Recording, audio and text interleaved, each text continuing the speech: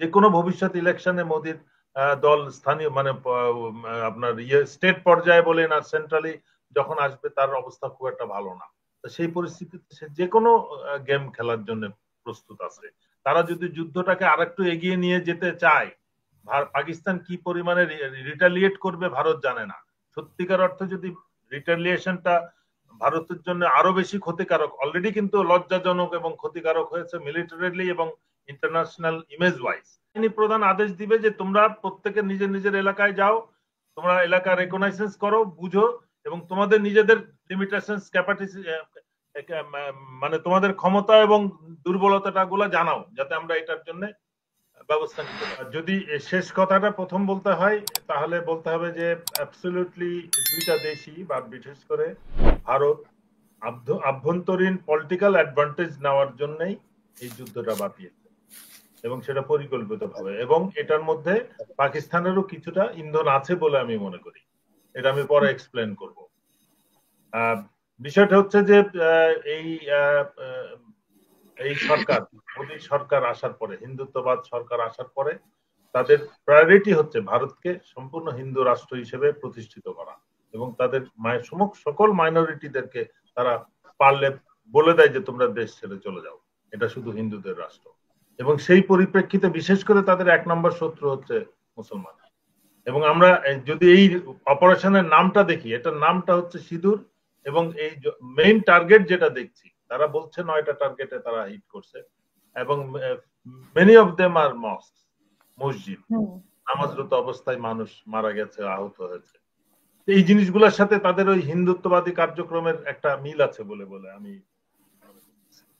এবং এই কার্যক্রমটা এই পহেলগাঁওতে যে ঘটনাটা ঘটেছে সত্যিকার অর্থে ইনসার্জেন্সি সিচুয়েশনে কাশ্মীরে ব্যাপক সংখ্যক সৈন্য যেখানে ডিপ্লয়েড আছে সেই পরিস্থিতিতে এইভাবে মানে এতগুলা লোককে মারা হলো দীর্ঘ সময় ধরে এবং আশেপাশে কোনো ফোর্স ছিল না বা পৌঁছাইতেও পারে নাই, এটাই তো সন্দেহজনক। এবং সারা বিশ্বের কেউই কিন্তু বিশ্বাস করে নাই যে এটা অন্য কেউ করতে পারে।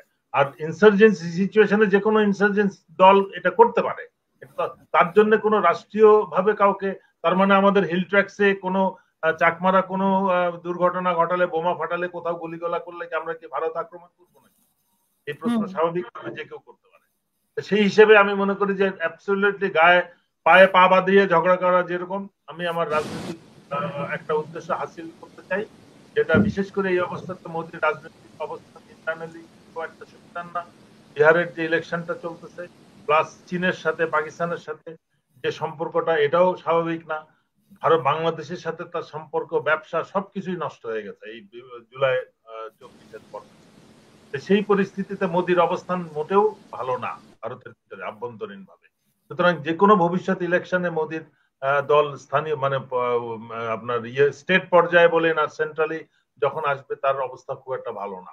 তো সেই পরিস্থিতিতে সে যে কোনো গেম খেলার জন্য প্রস্তুত আছে এবং সেই পরিপ্রেক্ষিতে এখন ভয়ঙ্কর যে গেমটা খেলেছে সেটা হচ্ছে পাকিস্তানকে আক্রমণ করা। আমি মনে করি যে এটা মোদির নিজের জন্য একটা ক্ষতিকারক বিষয়, মানে সব থেকে বেশি তার নিজের ফোর্সকে ওভার এস্টিমেট করেছে, পাকিস্তানকে আন্ডার এস্টিমেট করেছে। এবং আমরা তো পাকিস্তানের সেনা প্রধানকেও তো আমরা এর আগে বলতে শুনেছি যে তারা করা জবাবদিহি ভারত, মানে এই পহেলগাঁওর আগে আমি যেটা এটাই বলছিলাম যে পাকিস্তানও একটা অ্যাডভান্টেজ নিচ্ছে এখান থেকে। পাকিস্তানের সেনাবাহিনীও কিন্তু আমাদের দেশের, আমাদের মতো তারা রাজনীতিতে ইনভলভ হয়ে গেছে, ব্যবসা বাণিজ্যে ইনভলভ হয়ে মানুষের সাথে তাদের আস্থাটা তারা হারিয়েছে জনগণের কাছে। কিন্তু তারা যেহেতু একটা কাশ্মীরের যুদ্ধরত অবস্থায় আছে, তারা কিন্তু যুদ্ধ মানে তাদের ওই ব্যাটেল ফিটনেসটা তারা নষ্ট করে নাই, আমরা যেটা করে ফেলেছি। আমরা হিল ট্র্যাক্সে উইথড্র করার কারণে এবং অ্যাবসলিউটলি একটা মানে সেরিমোনিয়াল ফোর্স হিসেবে we have turned into a ceremonial defence force, কিন্তু পাকিস্তান এটা হয় নাই। আমার ধারণা আসিফ মনির যে উস্কানিমূলক বক্তব্যটা দিয়েছে অ্যাবসলিউটলি জনগণকে দেখানো যে পাকিস্তান আর্মি এখনো আছে অ্যাক্টিভ এবং আগের মতোই, এবং সেই ক্ষমতাটা দেখানোর জন্যই কিন্তু ভারতকে উস্কানিটা দিয়েছে। এবং একই রকম উস্কানি আমরা জেনারেল ফজলুর রহমানকেও দিতে দেখলাম। আমার সত্যিকার অর্থে আমার আমার নিজের কাছে লজ্জা লাগছে যে আমি আমার সত্যিকার ক্ষমতা কি আছে সত্যিকারে, মানে এই 7 সিস্টার্স দখল করা। আমি যে কোনো একটা স্টেটের নাম নিতে পারতাম যে ঠিক আছে ত্রিপুরা নিয়ে নেব, আমাদের সিলেট আর কুমিল্লা হিল ট্র্যাক্সের মাঝামাঝি একটা জায়গা রয়েছে, আমরা এটা বর্ডার লাইনটা সমান করতে চাই, তাহলেও এটা কিছুটা গ্রহণযোগ্য ছিল। কিন্তু আমি সেভেন সিস্টার্স, পাকিস্তান আক্রমণ করলে সেভেন সিস্টার্স দখল করে নিব এবং ইন্ডিয়াতে এটা খুব একটা স্বাভাবিকভাবে নাই, এবং যার পরিপ্রেক্ষিতে কিন্তু আমরা দেখছি যে এই যে কুশিনটা শুরু হয়ে গেছে।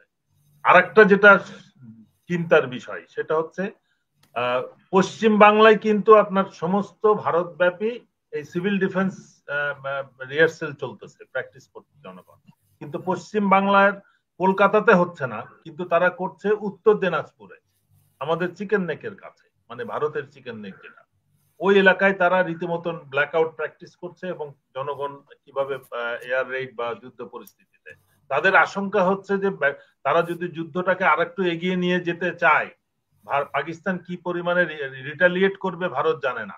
সত্যিকার অর্থে যদি রিটালিয়েশনটা ভারতের জন্য আরো বেশি ক্ষতিকারক, অলরেডি কিন্তু লজ্জাজনক এবং ক্ষতিকারক হয়েছে মিলিটারিলি এবং ইন্টারন্যাশনাল ইমেজ ওয়াইজ, সেক্ষেত্রে পাকিস্তান রিটালিয়েশন বড় হইলেই কিন্তু তখন ভারতের আক্রমণ প্রতিহত করার জন্য চীন ইনভলভ হয়ে যেতে পারে, এবং চীনে ওই যে দোকলামের দিকের থেকে যদি কোনো প্রেসার দেয়, তখন কিন্তু আমাদের উত্তর বঙ্গ যেটা রংপুর দিনাজপুর কিন্তু তখন রিস্কে চলে আসবে। আমাদেরকে কিন্তু শুধু বসে এই টেবিল টক করলে কিন্তু হবে না, শুধু আলোচনা করলে হবে না, ডিসিএসপি লেভেলের কাজ না এটা। সশস্ত্র বাহিনীকেও এখন প্রস্তুতি নিতে হবে, জনগণের সাথে মিলে প্রশিক্ষণ এবং তাদের রিহার্সেল যেটা বলছে, আমাদের ওই রিহার্সেলটা নিতে হবে যাতে আমরা যে কোনো মুহূর্তে ওই তারা চিকেন নেকটাকে হোয়াইট করতে যাবে তাদের যুদ্ধের জন্য, ওইটা যেন তারা না করতে পারে। এবং সেই ক্ষেত্রে যদি আমরা কোনো জমি হারাই, ওইটা কিন্তু আর ভারত থেকে আমরা ফেরত নিতে পারবো না। যে কোনো কারণে তারা হঠাৎ আমাদের অপ্রস্তুতির কারণে ভারত ঢুকে গেল, দিনাজপুরের একটা অংশে ঢুকে গেল, চিকেন নেকটাকে হোয়াইট করে ফেলল, সেটা কিন্তু আমাদের জন্য ভয়ঙ্কর একটা বিষয় হয়ে যাবে। সুতরাং আমি মনে করি প্রধান উপদেষ্টার উচিত তিন বাহিনী প্রধানকে ডেকে বলবে, তোমাদের কতদিনের যুদ্ধের জন্য তোমরা ফিট তোমরা জানাও এবং গেট রেডি। বরিশালে একটা ডিভিশন আছে যাদের কোনো কাজ নাই, স্টেটওয়ে তারা টিম পাঠাবে ওই রংপুর এবং বগুড়া ডিভিশনকে রিইনফোর্স করার জন্য, এবং তাদেরকেও মাঠে প্রস্তুতি নিতে হবে, এলাকার লোকজনের সাথে অ্যাডমিনিস্ট্রেশনের সাথে কোঅর্ডিনেশন করে প্রস্তুতি নিতে হবে জনগণকে। মেইনলি কিন্তু ভারত চাইবে যে তাদের লং রেঞ্জ ওয়েপন দিয়ে, তারা দেখছে যে বিএসএফ এর ঢুকলে তারা পাবলিক ধরে মেরে বেইজ্জতি করে ফেলে, তারা কিন্তু ট্রুপস প্রথমে ঢোকাবে না, তারা চেষ্টা করবে লং রেঞ্জ ওয়েপন দিয়ে আমাদেরকে ঘায়েল করতে। তো মানুষজনকে প্রোটেকশনের জন্য জায়গা ঠিক করতে হবে, তাদের প্রস্তুতি নিতে হবে, জনগণকে লোকাল অ্যাডমিনিস্ট্রেশন করবে এবং এটা সহায়তা করবে স্থানীয় সশস্ত্র বাহিনী। ধন্যবাদ।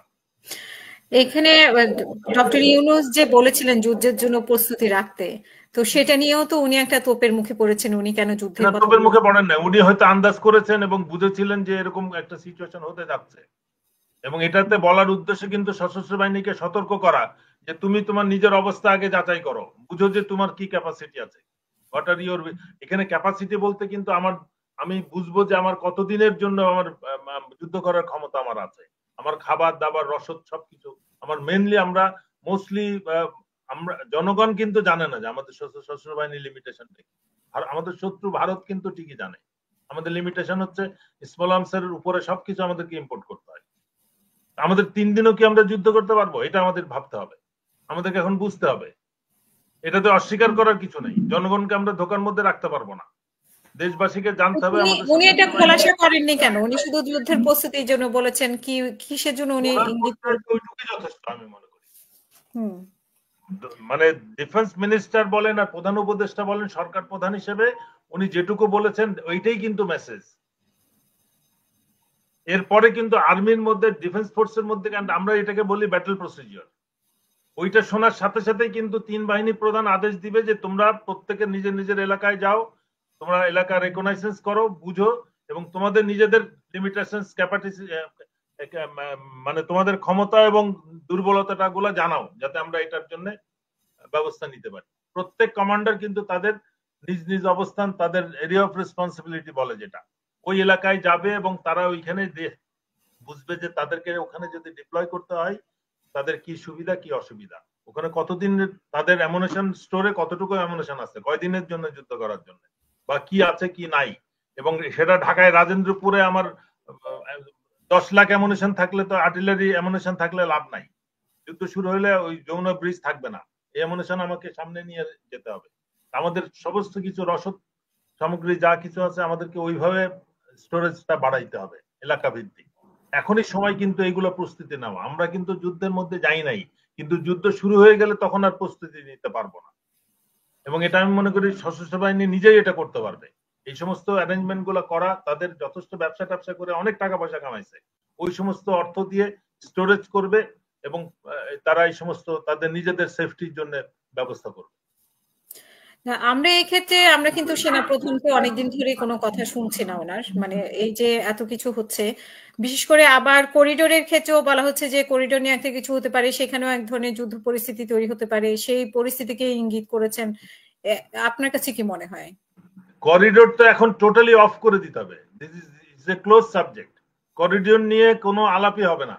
ভারত পাকিস্তান এই কনফ্লিক্ট যতক্ষণ পর্যন্ত সিদ্ধান্তে না আসবে, সম্পূর্ণ শান্তি এখানে এই অঞ্চলে না ফিরবে, আমাদের এই চিকেন নেক নিয়ে যতক্ষণ পর্যন্ত থ্রেট থাকবে, আমাদের এই পুশিনের ব্যাপারটা ভারত কিন্তু ইচ্ছাকৃতভাবে আমাদেরকে উত্তক্ত করছে।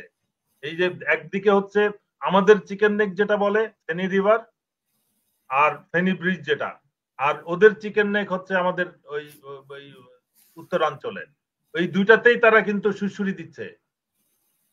আজকে যে রৌমারীর এলাকার থেকে পুশিন হয়েছে, খাগড়াছড়ির এখান থেকে পুশিন হয়েছে, তার মানে সব দিক থেকে আমাদেরকে ব্যস্ত রাখছে।